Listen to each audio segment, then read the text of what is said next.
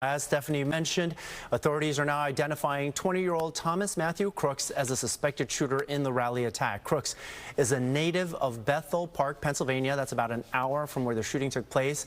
And he appears to have no criminal record. The FBI says the family is cooperating with the investigation at this time. And joining us now is Fox 5's Kendall. He's got the latest on what we are learning about the suspect's background and the questions surrounding security efforts leading up to the deadly shooting and what's being investigated as an attempted assassination of Donald Trump. Kendall.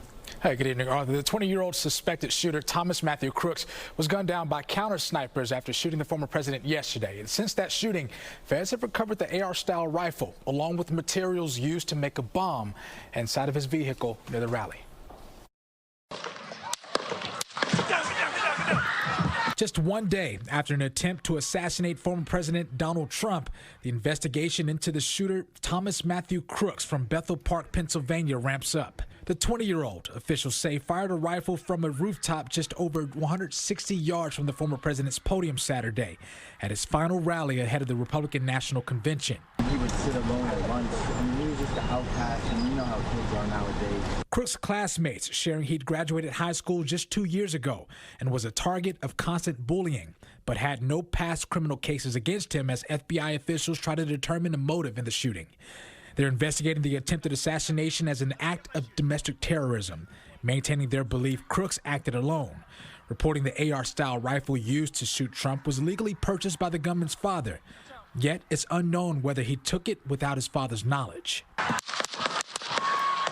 What we saw yesterday, if you dissect the tape, was a textbook response. Paul Eckloff, former U.S. Secret Service special agent, praising the swift action of several agents who acted as a body shield to the former president until the threat was neutralized by counter-snipers above ground. But questions among former agents remain. How did we get to a point where a perpetrator shot a former president of the United States? That's the center of a Secret Service hearing set for July 22nd, aimed to get more crucial details from the shooting. Melanie Burkholder, former Secret Service agent turned politician, one of many seeking answers. Where was that manpower, and why didn't the Secret Service have that in place at that time?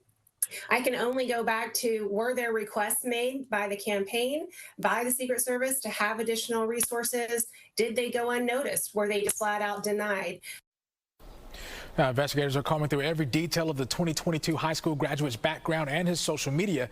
His political ideologies remain unclear at this moment, but it appears Crooks was a registered Republican who stayed off law enforcement's radar until this weekend. Arthur? Until now, indeed. Thank you very much, Kendall.